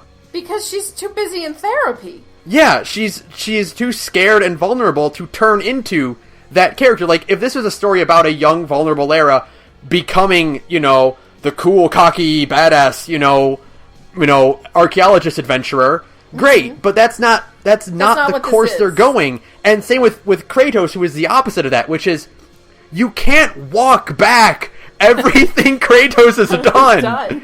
He literally murdered an entire pantheon of gods. Doomed Greece. He felt bad because he wouldn't admit to the fact that he killed his wife and son. Kratos' whole origin is that he got mad at Ares because Ares didn't tell him his family was nearby one of his blood rages. Yeah, that's it. It's not... Ares, why didn't you stop me from killing my family? Brrr! What is the smart thing to do? Kill the rest of Greece! Like, come on. You can't walk that back and be like, actually, Kratos is a loving father. And it's funny because, like, you look at interviews and they're like, all these reviews for the game and stuff, it's like, they're making Kratos more vulnerable by giving him this son he cares about. It's like, he murdered his family! He already had one of those! He had a family and he murdered them! You can't walk it back! You can't be like, oh, well, he on this episode. he can't be like, oh, well, he loves this son. It doesn't work that way. It doesn't. That's not how you make, like, a likable... You can't take an asshole character and staple a baby to them and be like, look, he's a good guy now. That's not how redemption arcs work. We were saying it earlier. Joel's a bad person. And Joel's at the end of The Last of Us becomes better because he finds something to care about and he finds something to actually connect with. Someone he gives a shit about. Right. He develops as a character as a result of that. But he's still a bad man. He's still a douchebag, but he's better. You cannot... Kratos is irredeemable. Whatever Joel's sins are, Joel has done horrible things to stay alive, okay? Right. Whatever, he has that vague justification of, like, he is doing it to keep going, you know? Because he's killed a lot of people, he's stolen a lot of things, he's tricked people, he's deceived them. But he's doing it because he didn't have a choice, because he needed to find some way to survive in this world. Right. Kratos does all this horrible shit because he's mad. Kratos can stop at any time, but he doesn't because he's mad. You cannot walk that back. You can't. I'm sorry. You cannot. Earlier today I watched a scene. I don't care how many babies you staple to Kratos. It's not going to work. I watched a cutscene earlier from, I think, God of War 3. It's like a gameplay sequence of it, because I'm just like, because I only played a little bit of God of War 1. It wasn't like, here's the thing, I don't like God of War. I wasn't a big fan of it. Right. But I am still mad at what Sony did to this franchise. Right, no, that's understandable. You didn't like God of War, but you, like, understood it, you know what I mean? Yeah, exactly. I understood what the appeal was. It didn't click for me, but I can understand why people would like it. But, like, right. I watched a bit of gameplay from God of War 3, I think it was, where it's Kratos is escorting this servant woman around this, like, environment, and he's, like, protecting her. And he's, like, he's killing all these guys, and he's, like, constantly pushing her forward to, like, advance. And it's, like, at the end of it, this is, like, a 10-minute sequence, and at the end of it, he fucking straps her to a gear and uses her crumbled body to, like hold the gears in place to keep the doors open. God. Kratos is a bad man. He's a monster. That's the whole point of these games. Part of it is, like, because, like, back in the day, right? Back in when God of War was, like, a franchise that people gave a shit about. Like, there was, like, a subgenre of the character action game where you played as, like, an asshole. Like, there was Darksiders, and there was God of War, and there was a few other games kind of like it. You know what I mean? Yeah. What's that fucking game where you go to hell? Dante's Inferno? Dante's Inferno, yeah, like the book. Sorry, I totally, like, blanked on that one. But that's the whole idea. It was a subgenre of the Japanese character action game. It was, like, the Americanized version where you play as, like, an asshole in, like a fucked up place. You know what I mean? Right. Like, that was, like, a whole, like, a thing, you know? And the whole idea was that there is kind of, like, a slight power fantasy to being, like, the asshole in video games. That's why games like Mass Effect and Fallout, back before Bethesda ruined it, they had, like, an appeal, was that you could kind of, like, vent some frustration in these video games and play as an asshole, you know? Like, right. That was their defining feature. It might not be for you, but some people dug it. I enjoyed the first God of War. It's not perfect, but I enjoyed it, you know? Right. Because it's kind of like, it's a little cathartic to just be, like, a huge asshole and just fuck everybody up. It's great. But so then, like, you take that, like, Kratos does not need redemption because the whole point of his character is that he's an asshole. You know? Yeah, it's the whole point of the franchise. He doesn't get to feel bad. No! I'm sorry, he doesn't. And then you make this fucking, like, game about Kratos feeling bad and being a good father and all this shit, and it's so transparently corporate. Kratos being sad and tired and, like, needing his son to, like, boost up to higher platforms. Like, straight up doing The Last of Us, like, here, Ellie, cup his hand so that he can give Ellie a boost onto a platform. Right. He should be football throwing that child up onto a platform. His method of, like, getting to a high place should be to fucking double jump like he has been doing for the past 5 games. But no, now we make video games that are very serious with a lot of gravitas and don't you know, and blah blah blah, and fuck you. I'm so tired. It's such transparent corporate nonsense, you know? And it's like we talked about this with this podcast, like I mentioned, it's a double-edged sword when we talked about like visuals for The Last of Us, because look at what all these reviews are pointing to. It's how pretty it is. It's how pretty it is, and how deep and like their relationship between Kratos and fucking whatever his name is, Atreus. Yeah. Like how deep their bond is, and how like this is a new vulnerable side of Kratos. We're like, okay, well, do you throw the axe good? Does it is it enjoyable? Does it like function? When you hit a monster, does the monster react in a satisfying way? Is this game worth my $60? Because if I wanted to watch like a pretty movie about like Greek shit, I have like a lot of choices. Yeah. You know? Like, why would I spend $60 on a movie when going to the movies costs $12? Right, exactly. And that's the problem with all of these games, is that, like, you know, and this is another problem I have with cinematic games, and it's a problem with The Last of Us, with Tomb Raider, and with God of War, and all these. Mm-hmm. It's that these games tend to try to emphasize, like, you can play how you want, and they'll show off their skill tree, and it's always the most rudimentary, no-nonsense skill tree ever. And by the end of the fucking game, you'll have every one of those skills anyway, so what does it matter? You'll have everything you need, barring, like, maybe, like, 2 or 3 that, like, you don't care about, you know? Right, because they're the fucking skills that nobody uses. Yeah, you are not shaping your character to however you want them to be with this, you're just playing the same fucking thing over and over again. Because they can't develop their game around that if their game is going to be linear like this. Right, yeah. You know? Like, they can't give you abilities that make you circumvent their fun set pieces. Because the set piece is God in these games, and I hate set piece games. I didn't like any of the set pieces in The Last of Us, because the whole time I was in it, I knew I was in a fucking set piece. The most egregious one, and it was the exact moment I realized that no matter how good the plot in The Last of Us was, I was never going to replay this fucking game ever, as long as I live.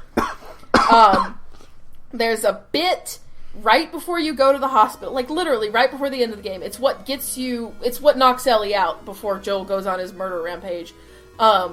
It's that bit when you're crossing the bus, and then the bus tips over in the water and you fall into like the subway river thing. Yeah. And like the bus is filling up with water, and you are pressing the buttons to move Joel forward, and then Ellie falls in because she can't swim, and like the idea is Joel is like desperately trying to get to Ellie, right? Right.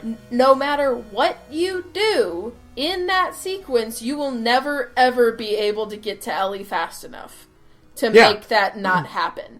So why not just put it in a cutscene? Why make me basically do a QTE?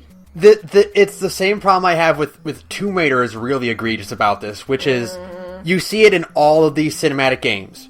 Yeah. Which is the sequence where the character is running and the environment is crumbling around them. Yep. Yeah. And you get one of those down, and then you realize all I did was press forward.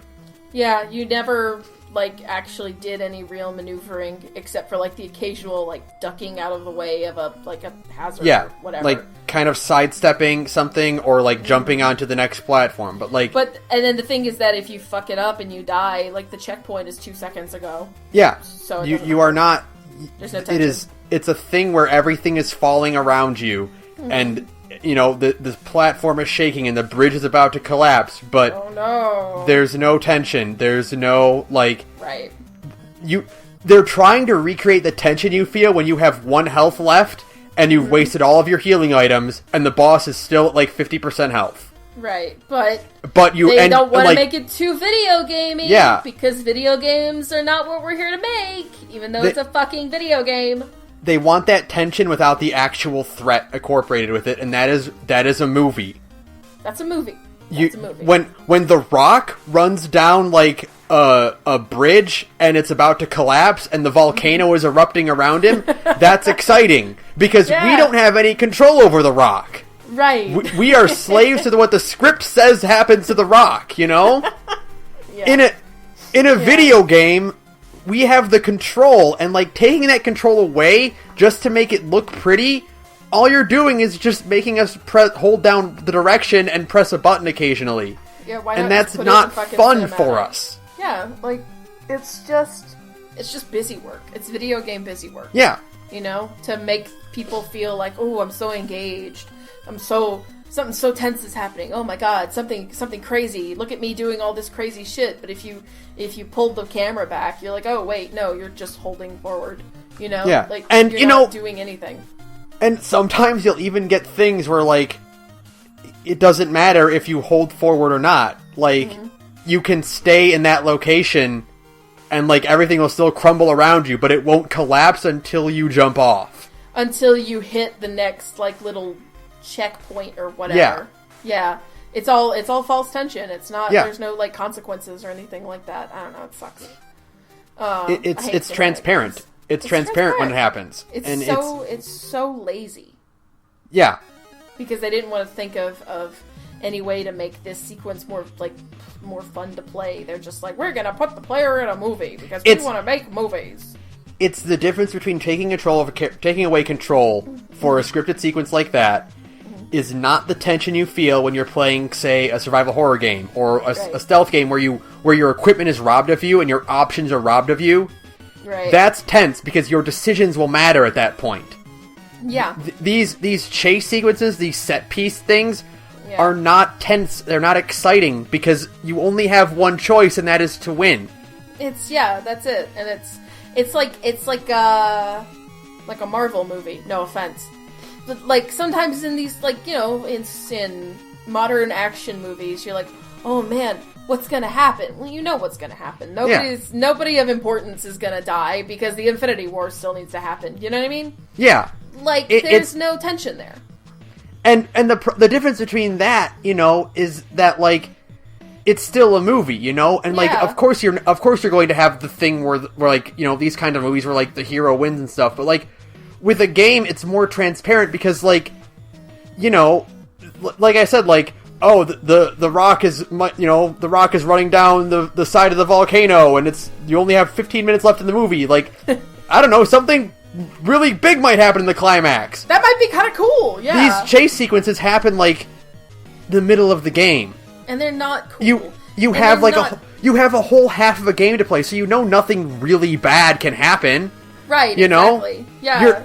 Your action hero movie man might, like, get his leg caught, and, like, he might lose his leg or something, There might be there's, like, the tension of what's gonna happen to this character, Yeah. You cannot do anything in these scripted sequences that will hinder your ability to play the game, and that's what makes them transparent. That's what makes them just like it makes boring. Them so nothing. They're so nothing. That's what it is that so many of these sequences, these little set PC sequences, are just like they're just nothings. They're nothing. Like the bit in The Last of Us. God, and that whole fucking sequence just sucked. The part where Ellie steals a horse and runs, and it lasts for like 5 hours when it should have been like a 10-minute gameplay sequence. Oh my god, everything about that sequence sucks. Because, like, how did Ellie get past all those raiders? Yeah, how? Why isn't she stuck fighting them on a fucking... Like, it's so transparent. It's just like, we need to make the player feel like they're engaged and they're doing something. But, like, nothing will change. Nothing is going to be any different, Yeah, Ellie can't be dead or in trouble because she's needed for the rest of the game. Right, and so, like, why did you make this huge, long gameplay sequence other than, like, we need to make it more like a video game? Like, it just... But, like, in a bad way. But, like, in a way that, like... way. Like, in a bad way. It's filler, basically. It is, that's what it is. Chase sequences and all this shit with the fucking horses in The Last of Us and the running away out of a collapsing building in Tomb Raider, it's all the same. Yeah. It's all the same.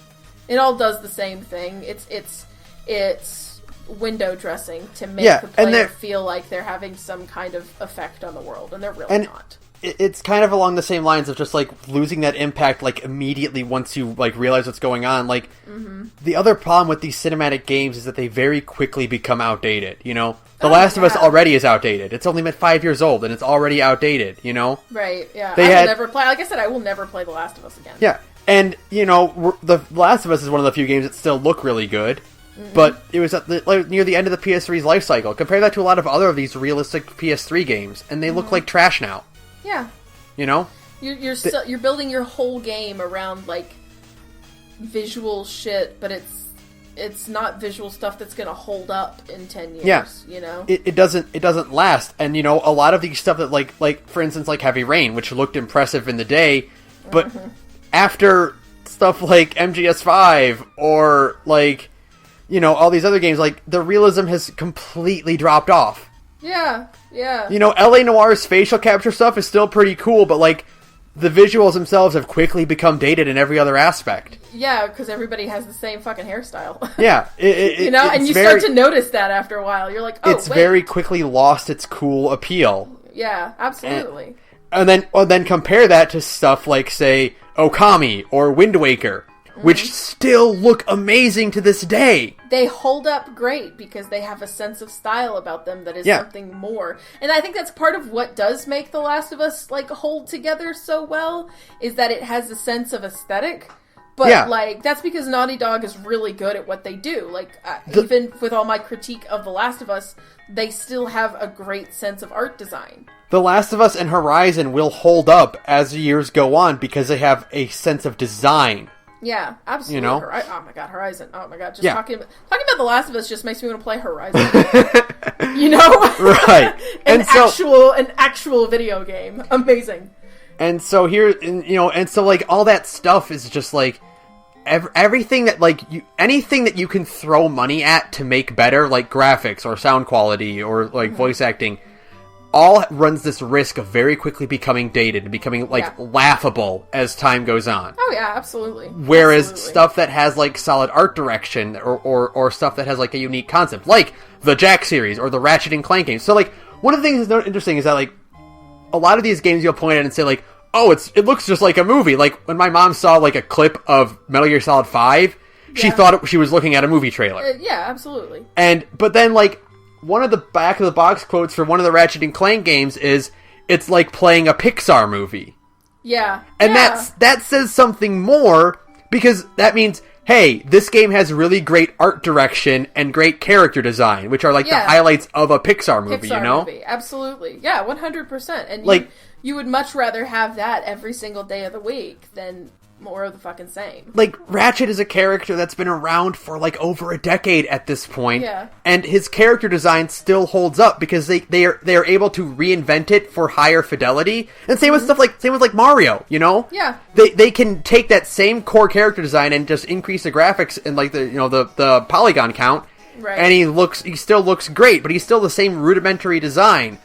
Yeah. Like, having good character design, having good art direction, and having a good style to your game is way more important than realism.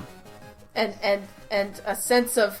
And even if your game has got some, like, visual technical hiccups or whatever, the idea of having, like, a sense of aesthetic plus a sense of, like, it's good to play, you know? Like, having a game that you actually enjoy playing means you can kind of ignore some of the visual issues because, like, shit, the game itself still plays great. Like, Mario 64 kind of looks like dog shit now in 2018, but it's still fun to play, you know? Because it's still like, solid as shit, you know?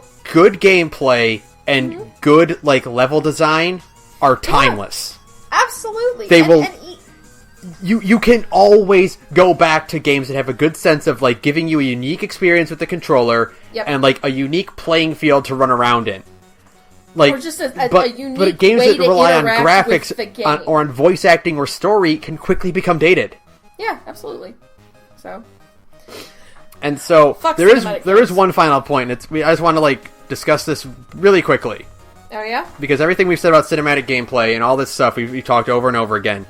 Yeah. I wanted to ask you just one question, and we can kind of get into this, which is, so all this we say about, like having these cinematic cutscenes and having this, like, you know, trying to make a movie out of a video game. Why was Kojima able to get away with it? Because Kojima did weird shit between all of that. Yeah, I think that's what it is that, you know, we can look at, like, Metal Gear Solid, like, especially 3, 4, and 5. Mm-hmm. And it's like, this guy wants to make movies. Yeah. But he has such a much better grip on, like, making a compelling movie. Well, here's the thing, too, is that, generally speaking, now I haven't played Metal Gear Solid 5, so I can't, like, speak to its quality personally. But, that being said, if you want a good breakdown of why, like, for fans are not a huge fan of 5. Like, the gaming public as a whole fell in love with it, and it sold like gangbusters. But like the fans of the series are not a big fan of it. They don't love it the same way they love 2 and 3 especially. Go watch. There's a video by Bunny Hop, by Super Bunny Hop, who's a friend of the Two Best Friends. Go watch that video, and it's like a 40-minute long video, and it's totally worth your time. But the general idea is that everything that made the long cutscenes in Metal Gear Solid 2 and 3 palatable, those things aren't really in Metal Gear Solid 5. It doesn't have the same degree of weird characters. It doesn't have the same degree of strange shit going on in the actual game, you know? Right, it doesn't have as much intelligent stuff to say. It doesn't have part of the reason why MGS3 can get away with it is because at one point, if you just leave the game on, then the end will just die of old age. Kojima is the auteur of Kojima is what every one of these cinematic gameplay designers wants to be. David Cage wants to be Kojima. Yeah, but without any of the risk involved of doing weird shit like Kojima does it, you know? You look at some of the things that you do in Beyond Two Souls, and it's he wants to be Kojima, but Kojima is doing avant-garde shit with film. Yeah. If Kojima were to direct a film, it would not be your standard Hollywood action film. No, it would be something weird and different. Yeah, it would be very different and very unique. And so everything we're saying about the problems of cinematic gameplay doesn't apply to Kojima, because Kojima knows what he's doing, and he knows how to create a unique, enriching experience. Because when you are pressing the buttons in his game, you're still, sure, there's, and Metal Gear Solid 4 is, deeply flawed, because, hey, after Metal Gear Solid 3, Kojima didn't want to make Metal Gear games anymore. That's really important. Yeah. And, Konami kept making him, so, Metal Gear Solids 4 and 5 are kind of not as great, because Kojima was tired of it. And that's, acceptable, because he was stuck in a job he hated, and it took a long time for him to get fired. But the act of there's still unique shit happening during the button pressy part of the game. You look at what he does for stealth, and like we said, like I said at the very beginning, Solid Snake doesn't have unique abilities or special powers, but he has gadgets, and the enemy AI is advanced enough that your stealth experience is unique, because everyone fucking blew their minds when you were playing Metal Gear Solid 1, and it's whose footprints are these? Yeah, absolutely. And you were holy shit, what the fuck? Yeah. It catches you off guard, and even MGS5, despite him kind of making it under duress, he still crammed it full of unique, enriching stealth things that are dynamic and change as you progress. Yeah, absolutely. Flawed as Metal Gear Solid 5 is, it does not need to be an open world game, Konami. Oh my god. But, flawed as it is, there are still, 1,000 ways to complete different sequence. I mean, there are just dozens of ways to approach the problem different ways, and I think that's great. Metal Gear Solid 3 is, the absolute high point of the franchise, and it's because there are so many unique and varied and interesting ways to interact with that game, so that in between these long-ass cutscenes of, weird plot shit happening, you have these, just perfect gameplay sequences where you are just really enjoying the act of being in this world and doing shit and testing it out and playing around with the AI and just there's 1,000 ways to approach a problem, and so everybody has a different story, and I love that. Metal Gear Solid 3 is great for that. What really separates Metal Gear Solid, which I would say is a cinematic game, it's very much based on but it's a cinematic game in the correct way, which is right where you and the thing is if you look at the four we mentioned, God of War, Uncharted, Tomb Raider, and The Last of Us, right, at least Uncharted, Tomb Raider, and The Last of Us all have heavy emphasis on stealth, right. You compare that to Metal Gear Solid, and you can have the same length conversation about the gameplay as you can the story in Metal Gear Solid, and you cannot say that about those other three. No, no. The stealth in Metal Gear Solid is so far beyond those three, along with having a very cinematic, like, story presentation, you know? Right, yeah.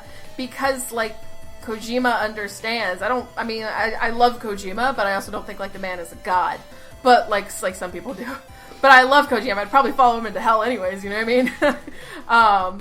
But the deal is that there's an understanding here that if you're gonna make a game that's about, like, big, long, goddamn cut sequences, then, like, make the other half of the game just as involved.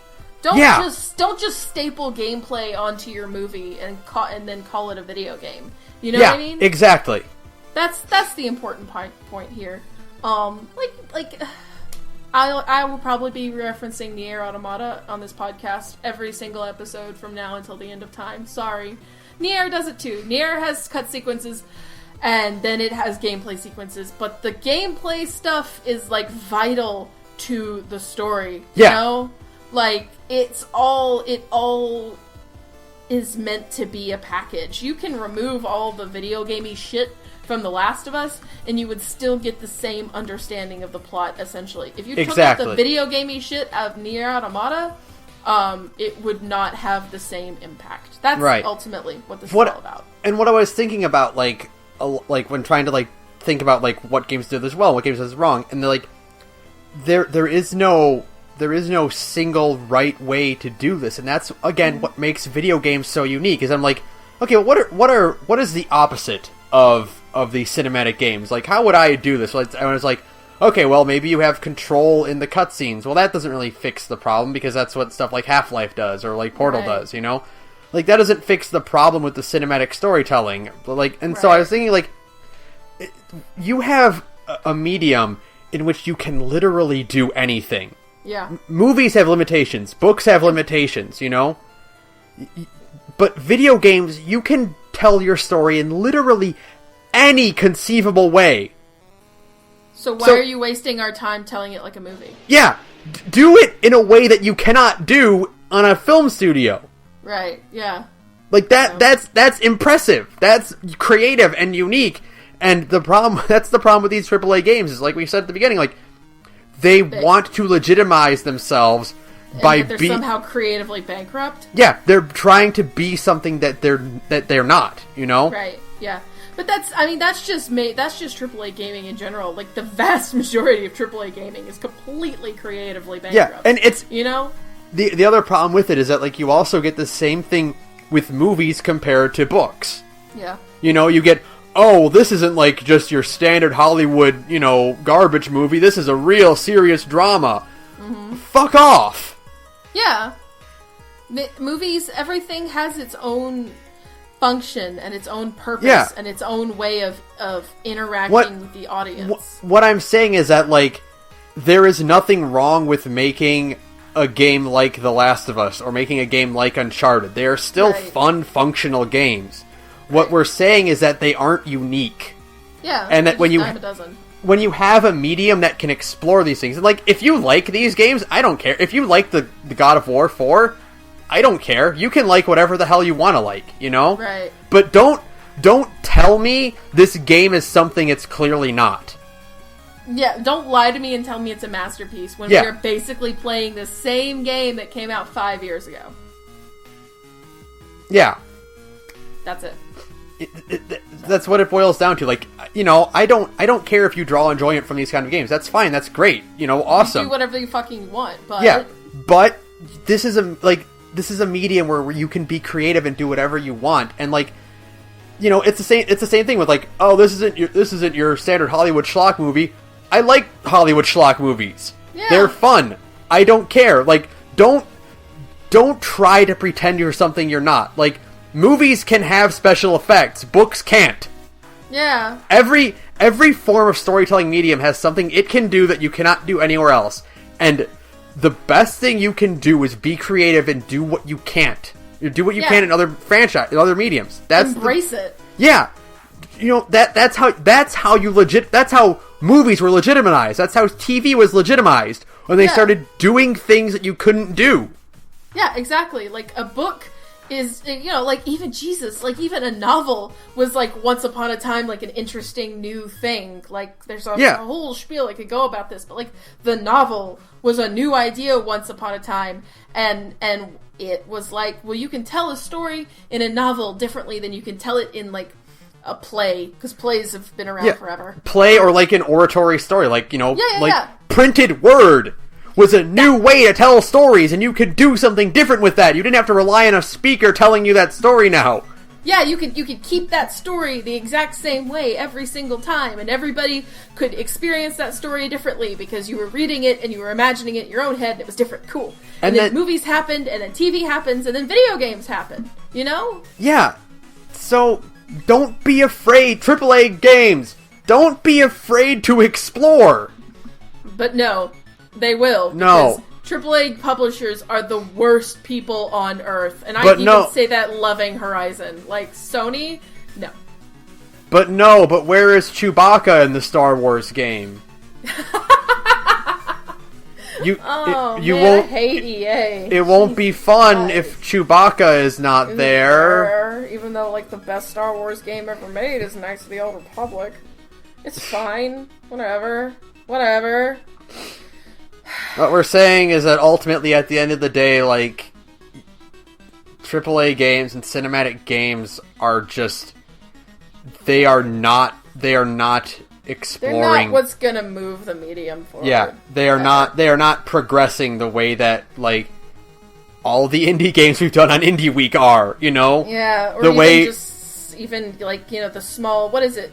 If there's AAA, I heard somebody once call, like, Nier and stuff like like a AA game, Yeah. I get behind that. Yeah, sure. AA gaming is where people are allowed to be, like, they're working on a smaller, but that's a problem. And God, we're almost at the 2-hour mark. We are, but the budget is also a problem. So you have to make it as like mass market appeal as humanly possible. You know what I mean? Like, to the lowest common denominator, and that means, like, make a movie, even though, like, obviously with the sale of things like, with the explosive popularity of things like Nier and Undertale and fucking even Persona, which is, like, very much a video game. P5 is, like, video gamey as shit, and people loved it. It sold like gangbusters. Things like that, it's obviously people actually do want their video games to be like video games, not to be like movies. But, whatever. Publishers are fucking creatively bankrupt. It's fine. Yep. Whatever. When you throw that much money at it, you have to make all that money back, so you have to make it appeal to everyone, and it's you can be more creative if you have less money. Yeah. Because you can afford it that way. Right.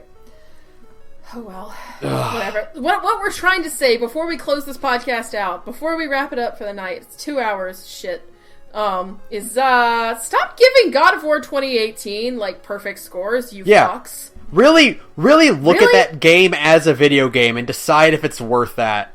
So, yeah. Yeah. Are we done? I think we're done. I think we've... Sub 2 hours! I think we've covered everything we need to cover. We did it. Alright, fuck it. So thanks to Visager. Future background music. If you want to yell at us about how God of War actually is the best game ever made, you can do it on our Twitter at The Gorge Podcast, or you can email us at thegorgepodcast@gmail.com.